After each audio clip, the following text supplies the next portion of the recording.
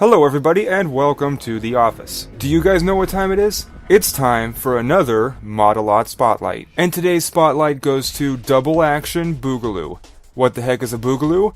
I don't know, but this game is incredible. Double Action Boogaloo was released on the Steam platform on October 23rd of 2014. It was developed by the team known as Double Action Factory. The game started off as a Kickstarter project. The developers had already been working on this game for 2 years and decided to make this project to be able to work on the game for full time. And unfortunately, the project didn't even make 1/10 of its $18,000 goal. Part of it had to do with the way that they advertised the game on the Kickstarter page, stating that they had no intention on competing against big AAA developers and stating that it was going to be a relatively small game. But even though the Double Action Factory team couldn't get all the funding they needed, they still delivered a complete package. You can find the game on Steam for free, but let's talk about it some more first. Double Action Boogaloo plays as a first or third person run and gun shooter, with an emphasis on parkour like diving, sliding, and wall jumping moves. The main menu is honestly pretty cut and dry. Your typical Source Engine layout, options are the same, server selection is the same.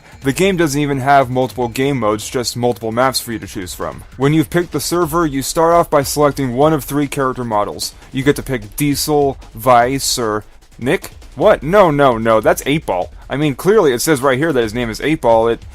Okay, yeah, it's Nick. That's not really the point, though. Anyway, the next thing that you choose is what weapons you're going to be carrying. Each weapon requires a certain amount of inventory space, but you can use any combination that you want to. The last thing that you're going to be selecting is what skill you're going to use during the game. Some of these skills have some passive abilities, such as an increase in reload speed or adding more grenades, but some of the abilities will only activate when you've filled your style meter, and we'll talk about that more once we start playing. Alright, let's get into the game. The first thing to take note of is the right mouse button. Clicking it while moving in any direction will allow you to dive and slide across the floor. It also helps you to dodge enemies and move around generally a lot faster. Diving while shooting is essentially the goal of the game. Shooting and hitting enemies racks up style points. You can earn a handful of points from just shooting at an enemy, but doing so while in midair, diving over obstacles, sliding around, and just overall moving around like some crazy acrobat will net you a lot more style points. You need to earn style points to win the game, so as you can imagine,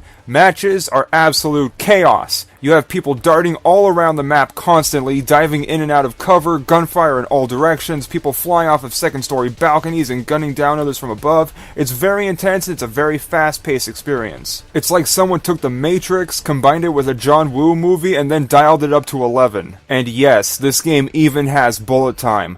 Earning style points does more than just increase your game score. It fills up your style meter, and it also grants you seconds of the bullet time that you can use. The shift key activates it, and it slows down the other players to give you an advantage. And like I mentioned earlier, filling up your style meter will activate your skill's special ability. This ability will stay active as long as you keep earning style points, encouraging players to stick with the run and gun playstyle. There are also some small effects that you might notice, including destructible environments. These destructible set pieces reset over a certain period of time, so you can shoot and jump through the same window multiple times in one match. I mentioned earlier that there was only one game mode, and while this might not sound so great, the game will actually throw in random objectives that can be completed for additional style points. These objectives include a checkpoint-to-checkpoint race along the map, retrieving a briefcase and dropping it off at a checkpoint, or a wanted man objective that has all the players target one overpowered person. And even though I'm Dr. Modalot and playing awesome mods is what I do, I admit there are a couple of small problems with the game.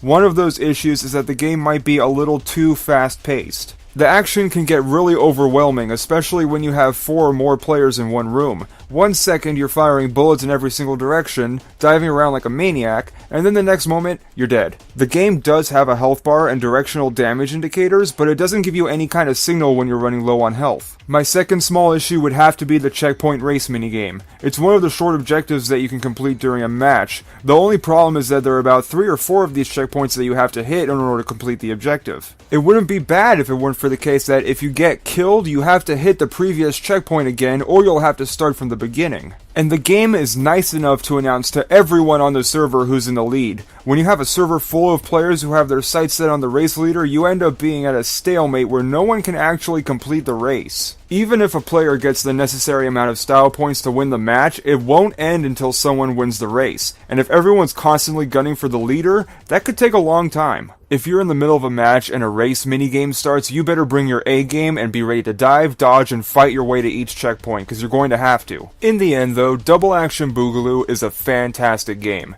It shows that taking an established game mechanic and adding an additional function such as diving can completely flip a game on its head, and even though it's light on content, the gameplay easily makes up for that. Even without the additional funding, Double Action Factory was able to put out an awesome game. It's fast-paced, it's chaotic, it's a satisfying adrenaline rush, and it's my newest Modalot Spotlight. Do you know of any awesome games, mods, or homebrew titles that should be a Modalot Spotlight? If so, please post them down below in the comments, and don't forget to like, share, and subscribe to the channel while you're here. This is Dr. Modalot. Thank you for stopping by the office.